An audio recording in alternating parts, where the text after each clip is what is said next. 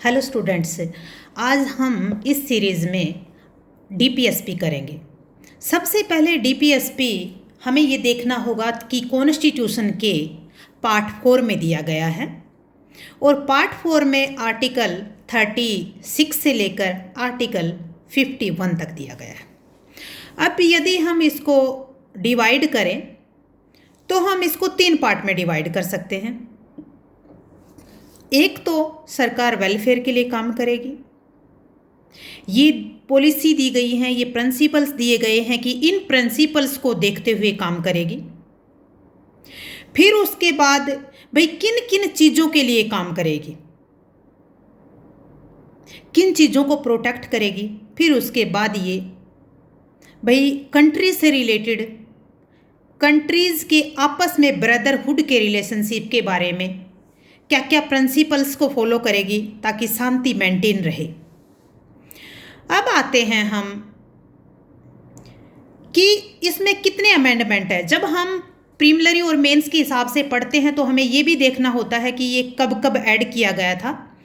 देखो, पार्ट 4 जब हमारा कॉन्स्टिट्यूशन इन्फोर्समेंट में आया तभी आ गया था, लेकिन कुछ तो उनमें क्लोज इंसर्ट कर दिए गए हैं। जैसे 38 का क्लोज 2 44 अमेंडमेंट से इंसर्ट किया गया था। फिर उसके बाद 39A 42 अमेंडमेंट से, फिर 43A 42 अमेंडमेंट से, 43B 97 अमेंडमेंट से, फिर 48A 42 अमेंडमेंट से और 86 अमेंडमेंट से 45 में एजुकेशन वर्ड डाल दिया गया था। अब आते हैं हम कि डीपीएसपी है क्या। देखो, DPSP directive principle of the state policies, यानी कि सरकार कुछ डायरेक्ट करेगी और कुछ पॉलिसियां बनाएगी जो welfare of the citizen of India और पीपल ऑफ द इंडिया के लिए होंगे। अब पीपल ऑफ इंडिया में वर्कर भी आते हैं, चिल्ड्रन भी आते हैं, मैन भी आती है, वुमेन भी आती है, और जो बाहर से आए हुए लोग, हमारे यहाँ काम के लिए आए हुए लोग हैं, सर्विस के लिए आए हुए लोग हैं, वो भी आते हैं। अब बात आती है कि डीपीएसपी को डालने की ज़रूरत क्यों पड़ी। हमारे कॉन्स्टिट्यूशन की अगर हम बात करते हैं तो एज ए सिटीजन या as a person fundamental rights दिए गए हैं हमें, जो सरकार के लिए नेगेटिव हैं, हमारे लिए पॉजिटिव हैं, क्योंकि यदि वोलेशन होता है तो हम सरकार के खिलाफ उनको इन्फोर्स करवाने के लिए कोर्ट में जा सकते हैं। ड्यूटीज़ ऑफ द सिटीजन्स भी दे दिया, जो हमने बाद में जोड़ा है 51A article part A, part 4 51A article. तो अब आते हैं कि सरकार की तो कुछ ड्यूटी होगी। हम डेमोक्रेटिक कंट्री में रहते हैं, तो डेमोक्रेटिक कंट्री में the main object of the government होता क्या है? The main object of the government होता है the welfare of the people. Government will work for the welfare of the people, क्योंकि रिप्रेजेंटेटिव ऑफ द पीपल होती है government. Who is the government? Who represents the people of India? In India, this is the government, representative of the people. Democratic country में people को represent करती है, और represent करती है तो government has to do work for the welfare of the people.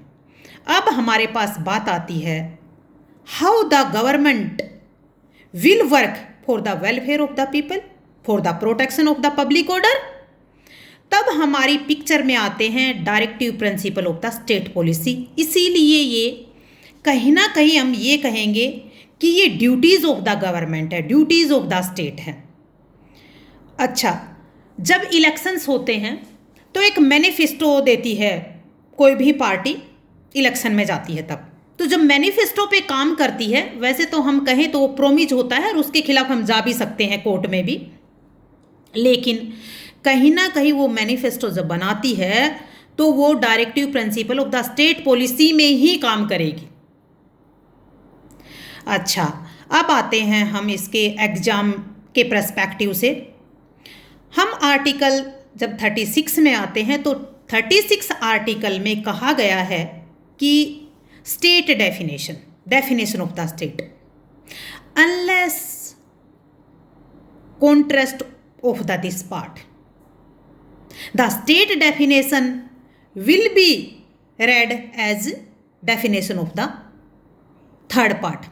अब definition of the third part कहाँ दी गई है? डेफिनेशन इन थर्ड पार्ट में आर्टिकल 12 में दी गई है। जब हम आर्टिकल 12 में डेफिनेशन ऑफ द स्टेट में जाते हैं तब क्या क्या चीज़ पढ़ते हैं? उसमें हम टोटल 5 चीज़ें शामिल हैं जिनको हम स्टेट कह सकेंगे। डायरेक्ट वर्ड यूज किए गए हैं। पहला है सेंटर यानी कि सेंट्रल गवर्नमेंट, उसके बाद पार्लियामेंट, फिर स्टेट गवर्नमेंट, फिर लेजिस्लेशन ऑफ द स्टेट, फिर अदर बॉडी में लोकल बॉडी भी इंक्लूड होती है।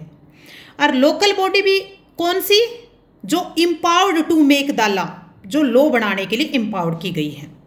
अब स्टेट में कुछ चीज़ें जैसे एनसीईआरटी स्टेट है या नहीं है, यूनिवर्सिटी स्टेट है या नहीं है, इलेक्ट्रिसिटी बोर्ड स्टेट है या नहीं है, तो वो हमारे कहीं ना कहीं लीडिंग जजमेंट आए, इंटरप्रिटेशन किया, तब उसमें पता चला कि ये स्टेट है, ये स्टेट नहीं है। लेकिन मोटी बात है कि हम स्टेट किसको कहेंगे? जो भी बॉडी जो डायरेक्ट स्टेट है वो आप पहचान जाओगे। यदि पार्लियामेंट की, सेंटर की, स्टेट की लेजिस्लेशन की बात आती है तो आप पहचान जाओगी इट इज़ स्टेट। लेकिन भाई ये बॉडी और अथॉरिटी स्टेट में आती है या नहीं आती है, तब हमें क्या टेस्ट करना पड़ेगा? It must be controlled by the government, it must be controlled by the state में भी सेंटर और state, and any fund is given by the state, any direction which is followed by that body, end fund, money, control, election ETC। यदि ये चीज़ें की जाती हैं तो फिर हम क्या कहेंगे? It is called as a state. अब आते हैं हम 37 में। हमने 36 में समझा दिया कि डेफिनेशन ऑफ द स्टेट दी गई है। डेफिनेशन ऑफ स्टेट हम आर्टिकल 12 की लेंगे। आर्टिकल 12 में डेफिनेशन ऑफ द स्टेट ये दी गई है। अब आते हैं हम 37 में। हमारे पास 37 में 2 क्लोज दिए गए हैं।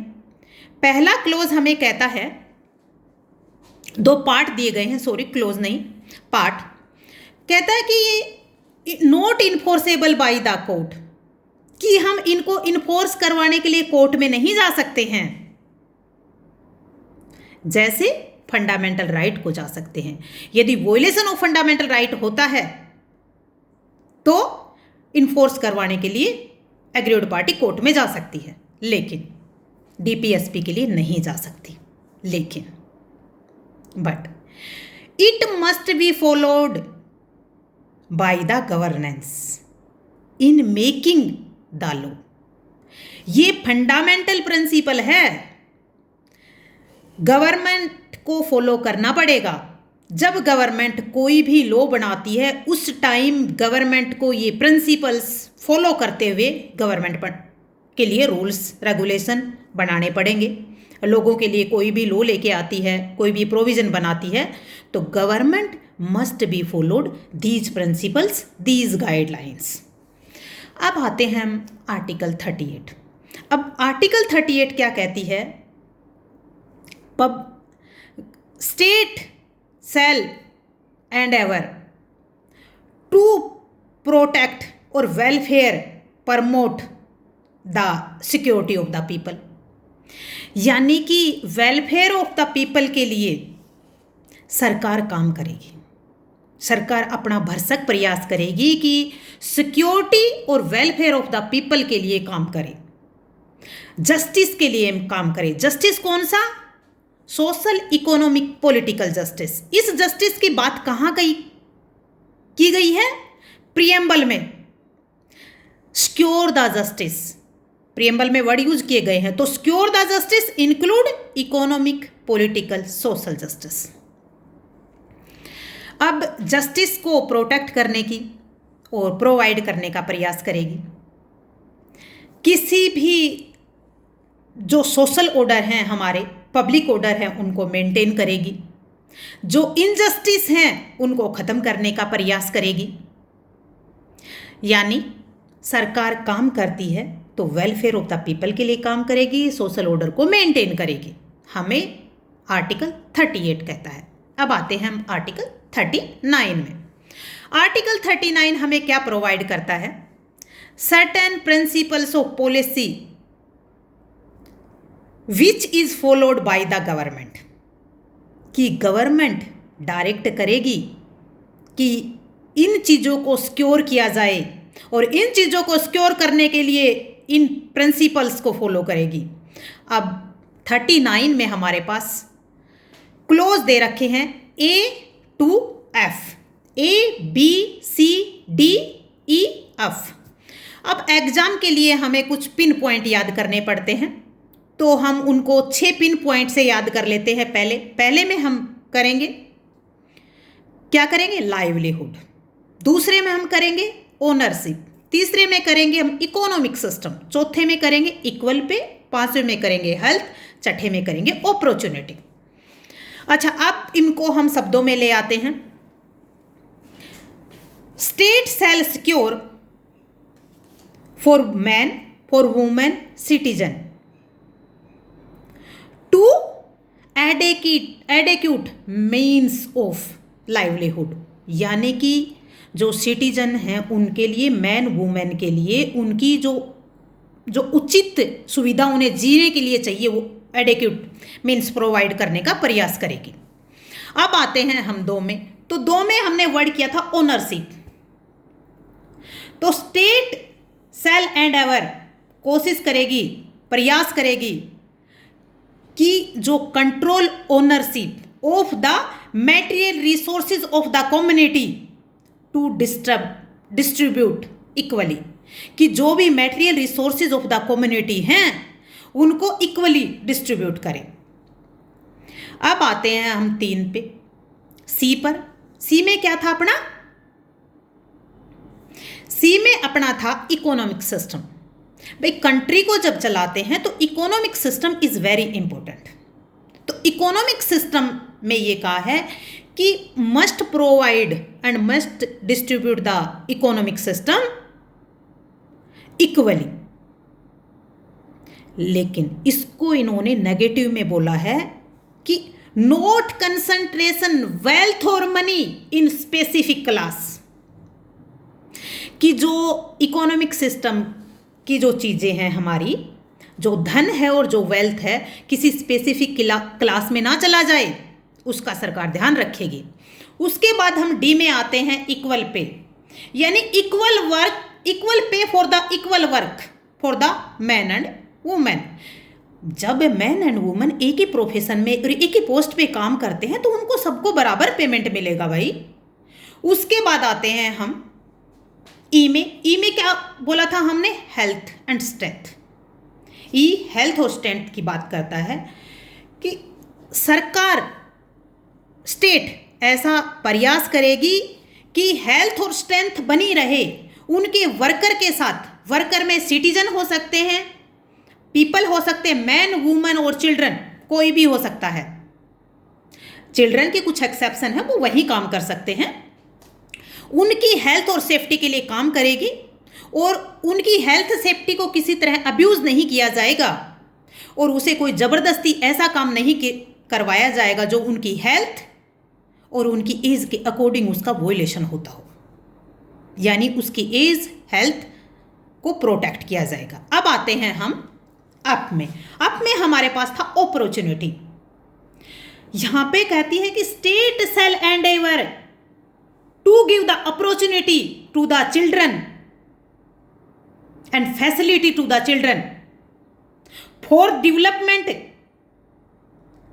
उनके डेवलपमेंट के लिए उन्हें अपॉर्चुनिटी देगा, उन्हें फैसिलिटी देगा और उन्हें फ्रीडम और उनकी डिग्निटी प्रोवाइड कराएगा ताकि उनका अच्छे से डेवलपमेंट हो सके और उनका किसी भी मोरल या किसी वर्क या किसी अनदर तरह से उसका एक्सप्लॉयटेशन ना हो, उनके साथ कोई इनजस्टिस ना हो, ऐसे सरकार प्रोविज़न बनाएगी। अब आते हैं हम 39A में। जब हम 39A में आते हैं तो हमें ये देखेंगे कि ये जोड़ा कब, 42nd अमेंडमेंट से जोड़ा। अब दिया क्या गया है इसमें, फ्री जस्टिस और फ्री लीगल एड की बात की गई है। Government shall provide by the legislation and the another way the economic help for the giving the justice. It means legal, free legal aid, free legal aid provide करवाई जाएगी कि without any disability person must access to the justice, कि उस ऐसी कोई disability ना हो कि उसको जस्टिस तक ना पहुंचने दे, इसीलिए फ्री लीगल एड प्रोवाइड करवाई जाएगी। इसके साथ हम 304 सीआरपीसी पढ़ते हैं, order 33, order 44 of the CPC पढ़ते हैं, लीगल सर्विस अथॉरिटी 1987 एक्ट पढ़ते हैं। अब आते हैं हम 40 में। 40 में organize of the village, state shall take steps formation of the village panchayat and to endow function as unit of self government. यानी कि सरकार स्टेप उठाएगी कि विलेज पंचायत को ऑर्गेनाइज कराए जाएं और वो एक self government, unit of self government के रूप में फंक्शन करे, वो उनको सहायता करेगी। उसके बाद आते हैं 41 में।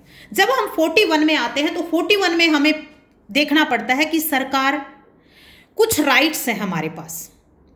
राइट टू एजुकेशन है, एलिमेंट्री एजुकेशन 21A, लेकिन हमने पहले से ही ड्यूटी में डाल दिया था। Government make the provision, government shall endeavour to help, to assist, to work, to education of the that category. कौन सी category? Old age, sickness, disability और अनदर। कोई भी आ सकते हैं अनडिजायर्ड वांट में, कैसे भी करके डिसेबल हो गए हों, तो इसकी सरकार प्रयास करेगी, government shall endeavour to protect the old age, sickness, disable person और अनडिजायर्ड वांट, कोई भी हैं, उनको एजुकेशन के मामले में, उनके वर्क के मामले में पब्लिक असिस्टेंस देने का प्रबंध करेगी। अब आते हैं 42nd में। जब हम 42nd में आते हैं तो हमारे पास दो चीज़ आती हैं, एक just and human condition for the worker and maternity relief. यानी सरकार जो भी वर्कर काम करते हैं उनको अच्छी facility as a human being दिलाएगी और मैटरनिटी रिलीफ का बेनिफिट देगी, प्रोविजन बढ़ाएगी।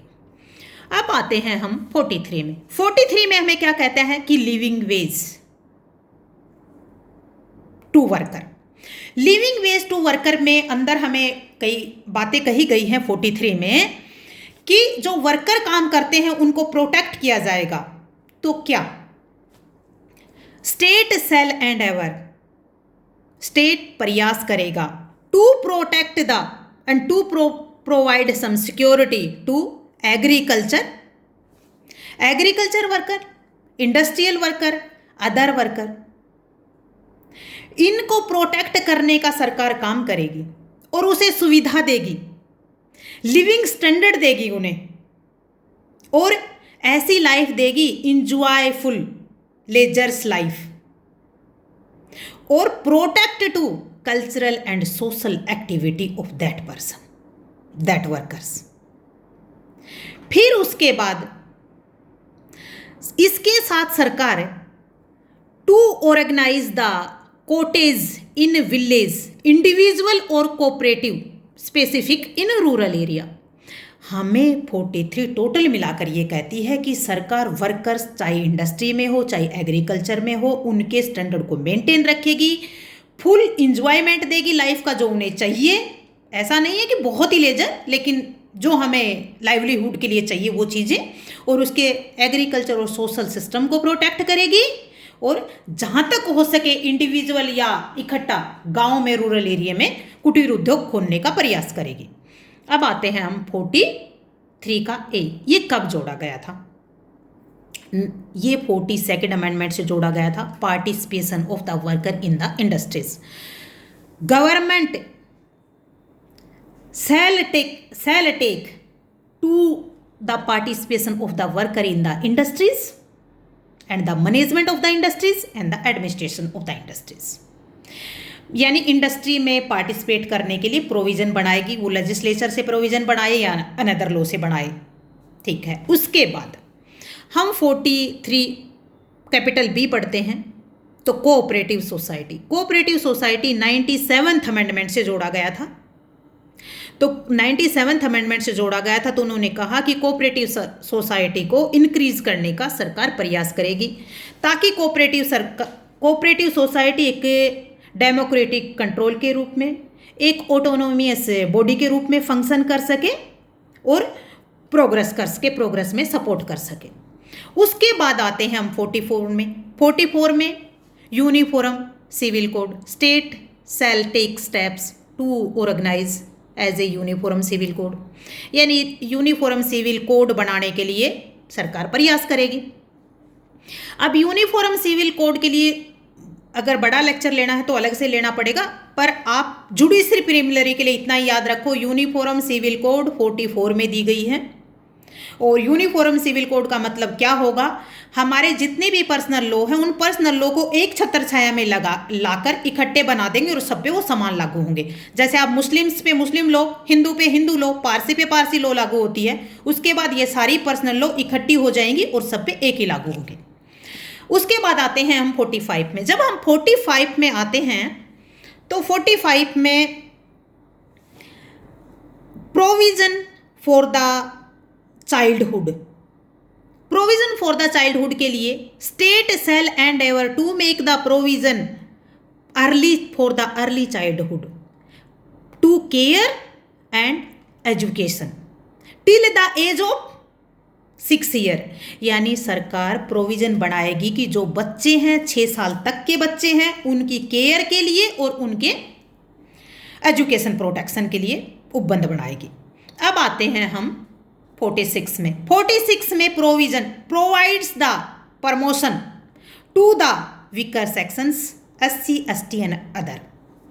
इसमें कहते हैं कि state shall endeavour to secure the weaker section for education and economic interest, weaker section particular SC ST and other, and also prohibit to mistreat, prohibit to injustice and exploitation any other वे।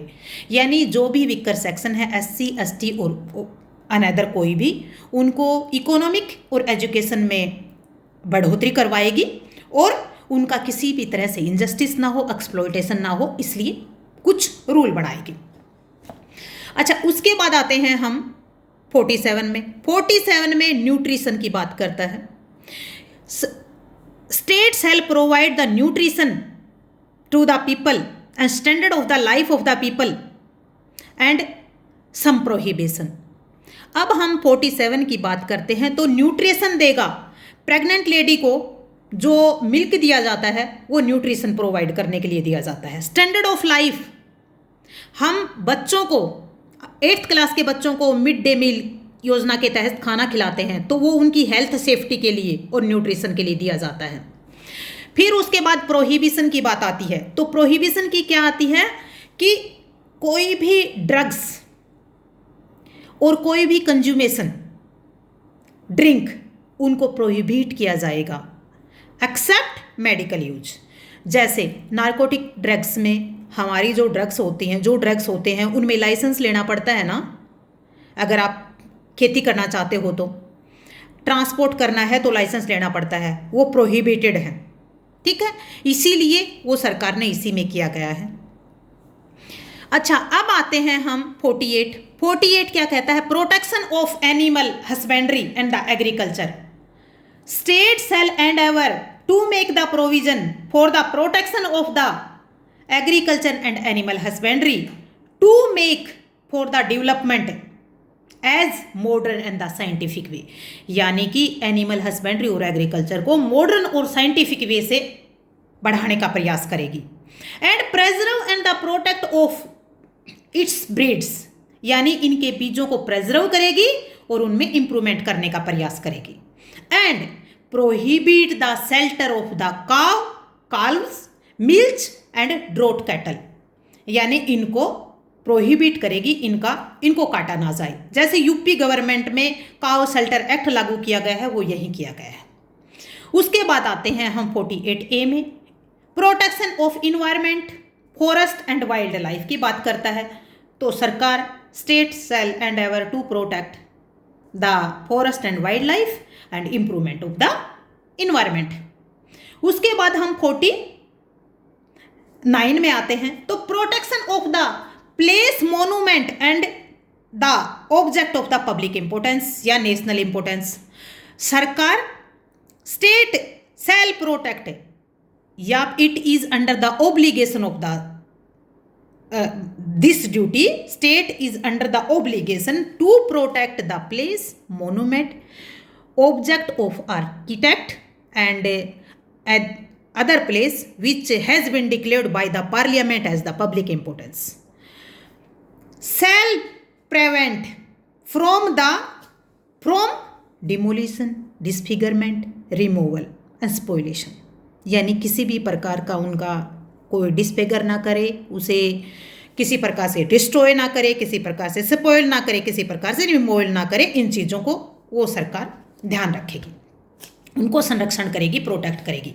अब आते हैं हम 50 में। 50 में क्या कहा गया है कि separation of the judiciary and executive, state shall separate judiciary and executive in state public service commission, state public service.